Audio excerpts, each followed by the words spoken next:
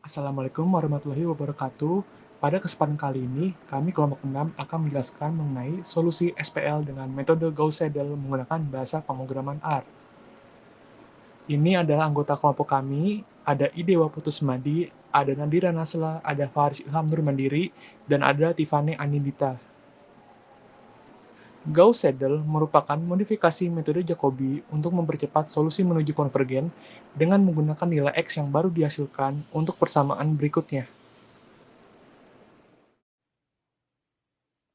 Algoritma Gauss-Seidel. Pertama, inisiasi nilai tebakan awal, nilai epsilon, dan maksimal iterasi. Kedua, cek kondisi konvergenan solusi dengan syarat cukup dominan secara diagonal. Ketiga, lakukan perhitungan iterasi. Dan terakhir, cek kondisi berhenti untuk proses iterasi. Untuk memberhentikan suatu iterasi, kita juga dapat menggunakan parameter maksimal iterasi. Sekarang, kita akan mencoba memecahkan persoalan ini dengan menggunakan bahasa pemrograman R. Kita diberikan 3 buah persamaan linear, yaitu 4x min y plus z sama dengan 7, dan seterusnya. Kemudian diketahui nilai tebakan awal P0, yaitu 1, 2, 2, dan solusi aktualnya yaitu 2, 4, 3. Di sebelah kanan adalah perhitungan manual untuk persoalan ini. Kita akan lihat programnya. Pertama, inisialisasi tebakan awal, kemudian epsilon, kita asumsikan yaitu 10 pangkat minus 6, kemudian maksimal iterasi yaitu 100 kali, ukuran matriks yaitu 3, kemudian kita membuat variabel A sebagai sebuah matriks yang ukurannya adalah 3 kali 3 dan sebuah vektor yang akan diisi menjadi matriks secara baris terlebih dahulu sehingga kita tambahkan parameter by row sama dengan true. Kalau misalkan kita jalankan maka hasilnya akan seperti ini. Kemudian kita juga buat B yaitu sebuah matriks. Hasilnya akan seperti ini sesuai dengan yang ada di soal. Kemudian kita membuat variabel yang namanya M untuk menggabungkan matriks A dan juga matriks B.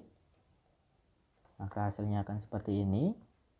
Berikutnya tahapan yang kedua yaitu kita akan cek kondisi kekonvergenan. Apakah dia secara cukup dominan secara diagonal. Nah, dengan algoritma atau secara matematis itu dapat dituliskan seperti ini. Supaya lebih jelas kita akan lihat ke sini. Bahwa dia secara cukup dominan secara diagonal. Jika dia memenuhi mutlak 4 itu harus lebih besar dari mutlak minus 1 plus mutlak 1.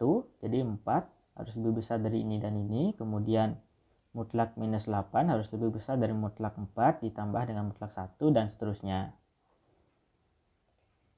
Nah, sekarang kita coba telusuri yang ini. Pertama, kita akan buat variabel yang namanya cek sama dengan 0. Kemudian di sini terdapat dua buah looping. I ini untuk baris, J untuk kolom. Kemudian di dalamnya terdapat sebuah variabel yang namanya sum yang isinya bernilai 0. Kemudian kita asumsikan bahwa program ini sudah berjalan dan kita coba tracing. I sama dengan 1 dan J sama dengan 1.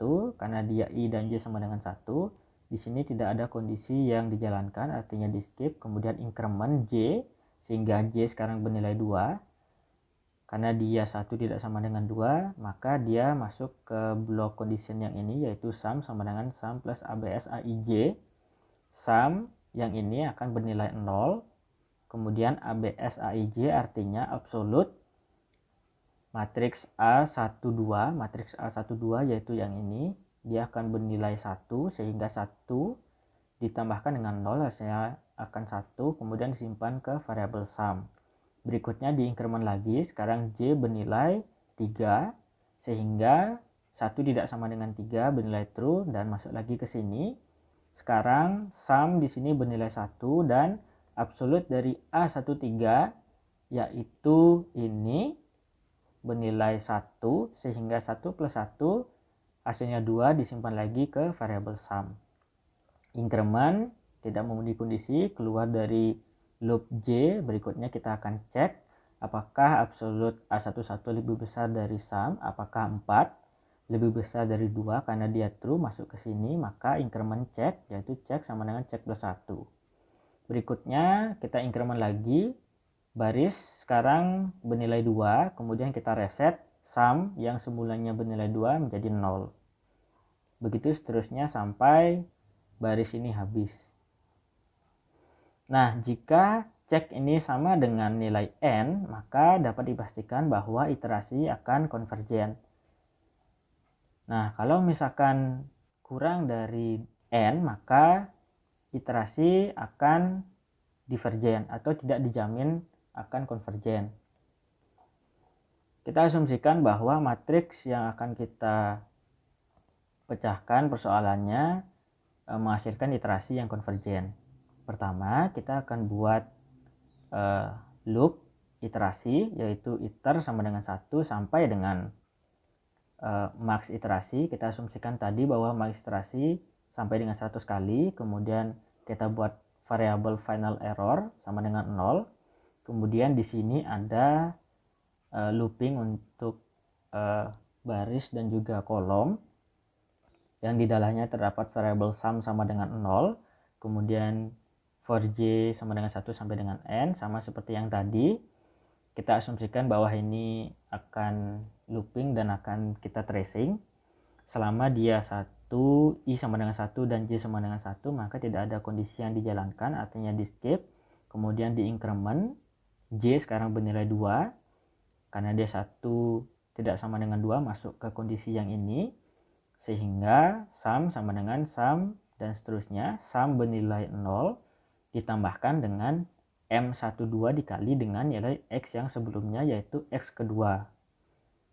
M12 bernilai minus 1, kemudian dikalikan dengan X kedua. X kedua bernilai 2 atau tebakan awal kita tadi ini, sehingga minus 1 dikalikan 2 hasilnya adalah minus 2. Minus 2 dijumlahkan dengan 0, hasilnya minus 2 dan disimpan kembali di variabel sum.